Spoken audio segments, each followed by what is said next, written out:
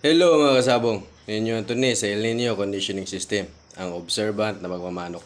Shout out sa lahat ng El Nino Conditioning System members, shout out sa lahat ng El Nino Conditioning System followers, shout out sa lahat ng El Nino Conditioning System subscriber, shout out sa lahat ng mga viewers. Sa hindi pa subscriber dyan, pag-hit ng subscribe button, pag-hit din ng notification bell para updated kayo sa aking mga video. Alam ko, marami sa aking mga viewers ay nasa Amerika. Kasi nakita ko sa recap ko na mataas ang percentage ng aking mga viewer. 50% ng aking mga viewer ay taga-Amerika. So shout out sa lahat ng mga viewers ko sa taga-Amerika. Shout out sa inyong lahat po. Sa mga basher ko dyan, tuloy lang kayo sa pagbabash. Yung nagsasabi, nagyayabang lang daw ako. Manood ka sa Facebook ko kung gaano nakarami ang napapa-champion ko at ang mga napapanalo ko. Paano pa kaya kung i-post ko lahat ng resibo ng pa-membership?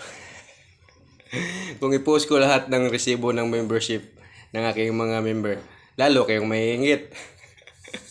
Kaya hindi ko na lang, mga isang buwan ako hindi nag-post ng mga membership fee ng aking mga members para di na kayo mainggit. Kasi lalo pa kayong magbabash pag ipakita ko yun eh. Kaya inggit, pikit na lang po kayo. Kaya so dito may mga shoutout tayo. Di ko lang alam saan mga address nito, pero ito yung mga nagpapa-shoutout at mga nanood sa aking latest na video. Shoutout Hailey Caitlin Osmil. Member ko ata to eh.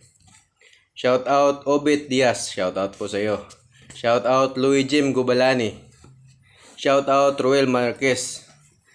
Shout out Carlos Binas, ito si Carlos Binas, gusto to mo pa member. Shout out Carlo Badanoy, ito member ko to. Nag-comment siya. Kaya naalala ko. Shout out Glenn Baha, Alicia Bohol. Sa Alicia Bohol, sa taga Alicia Bohol, meron po akong kamag-anak diyan sa Kandihay Bohol. Mga pikero po. Yan po si Felicissima Pikero Musiko at Ernesto Musiko. Yan ang mga tiyahin at tiyuhin ko dyan. Kaya ito si Ray Katipay, member ko to. Nag-champion na rin to. Nanalo pala. Nagbigay na rin to ng balato. Nagpa-member pa to, nagbigay pa to ng balato. Ganun po to kabait si Ray Katipay. Salamat po Ray Katipay. At Ninito Iofimia, shout out sa iyo. Shout out Richard Villarico, shout out sa iyo. Shout out Loida Tugunon Kanyete, ito fan ko to. Ang daming likes and heart nito. Loida Tugunon Kanyete, shout out sa iyo. Mag-PM ka sa akin, Loida Tugunon Kanyete. May bibigay ko ako sa iyo para sa iyo. Kung hindi ka pa member, bibigyan kita. Para mag-pay off naman ang pagiging fan mo sa akin. Shout out Regine Baral to Biron, shout out. Ito, shout out Romeo De La Cruz, ito nag-champion na to ng 3 hits. Romeo De La Cruz nag-champion na to ng 3 hits. Shout out Merlan Billionid. Shout out Merlan Billionid. Shout out 'yon. 'Yon ang mga nag-comment sa latest ko na video. Kahit hindi sila nagpa-shoutout, para naman may ma-shoutout ako, doon lang ako kumuha sa mga latest na video ha, para naman madali ko lang backtrack. So last video natin ay tungkol sa maintain pag-develop sa alertness ng manok. So halos nabigay ko na lahat ng mga basic na ituturo para sa pagkukondisyon ng manok. So sa stag muna tayo mag-focus. Sa stag para mas lamang ang panalo. Kita nyo ba mga bagong nag-champion sa gitna? 'Di ba? Mga bagong pangalan. Yung mga nag-runner up, mga bagong pangalan. Member ko iba diyan. Ha? Member ko iba dyan. Maingit na naman itong mga basher. Member ko may iba dyan, ha? Member ko iba dyan. Kaya ganyan na po tayo. Karami na member. Kahit sa gitna, may nagpa-member na sa atin. Kasi iba yung sistema ko eh. Iba yun sa... May mga sistema na yung mga farm pero dinagdagan nila sistema sa akin. Ayun. Nag back to back champion na sila sa 3 hits, 2 hits. Sa gitna, nag-champion na rin sila uli. Kaya ganyan po tayo. Ganyan po ka-effective ang ating conditioning system ha. Itong conditioning system ko, ayos na to. Pero dinadagdag pa nila sa maayos na nila na sistema. Kaya lalo pang tumaas ang score nila.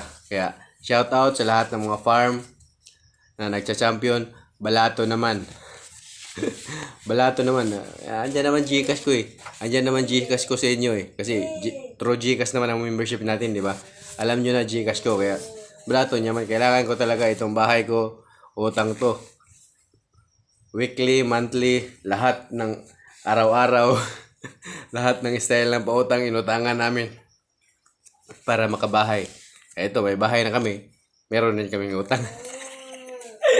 Kaya, tulungan nyo lang naman. Tulungan nyo lang din ako. Tuturuan ko kayo.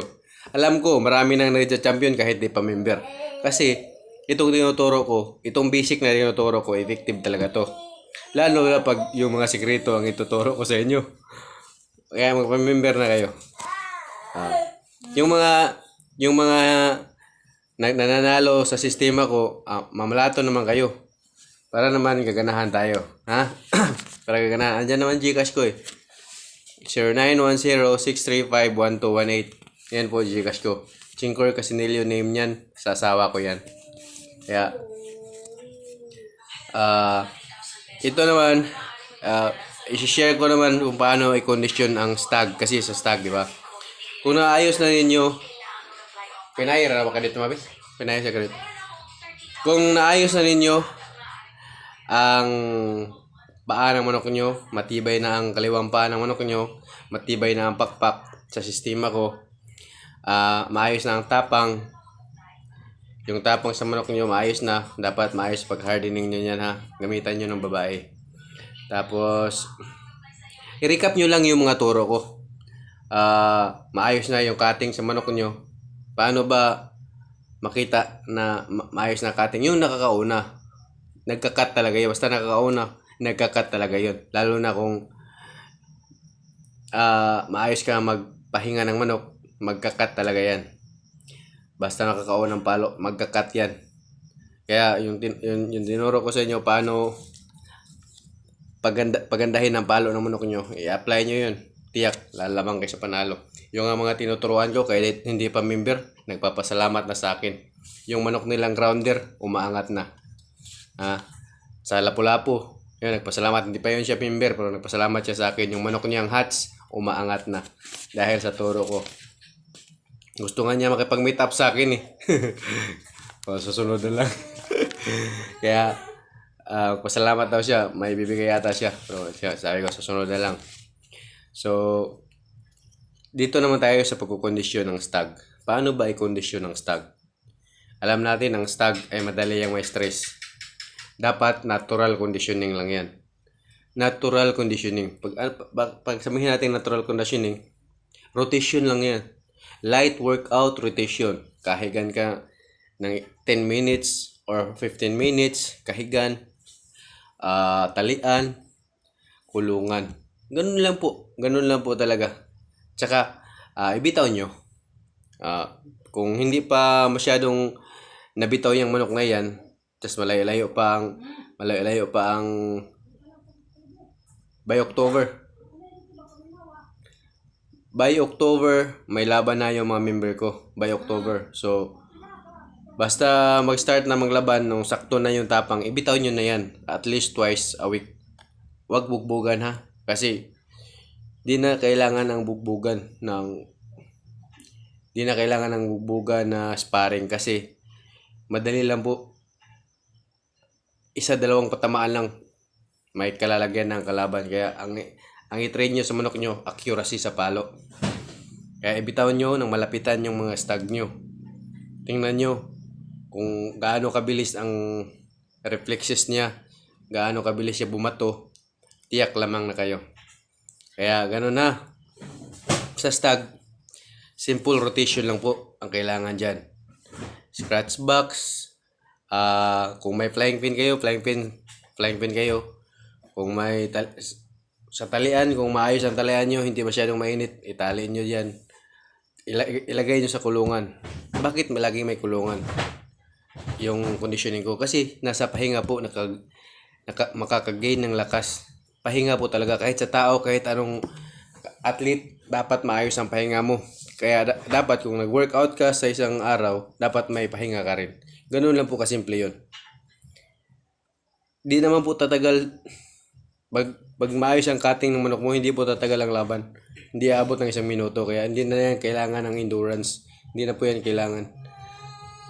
Pagalingan na lang po ng bumato ng palo. Ganun lang po. So, pag ang stag nyo, maayos na ang lahat ng aspeto para manalo, ang vitamins nyo, excuse me, ang vitamins nyo naman ang gawin yung cycle. So, pag-aralan nyo ang B-complex, pag-aralan nyo ang L-carnitine, kung paano yan ang absorption yan, pag-aralan nyo ang mga glucose, yung mga instant ribose, yung mga instant sugar, pag-aralan nyo paano yan gamitin. Ilang araw at gaano kadalas. Pag-aralan nyo rin ang gamot sa vitamins. Kaya yun ang matuturo ko sa inyo ha. Pag-aralan nyo yan. Kung gusto nyo yung shortcut, magka-member kayo sa El Nino Conditioning System. Ituturo ko sa inyo, may naka-chart na ko dyan para sa inyo.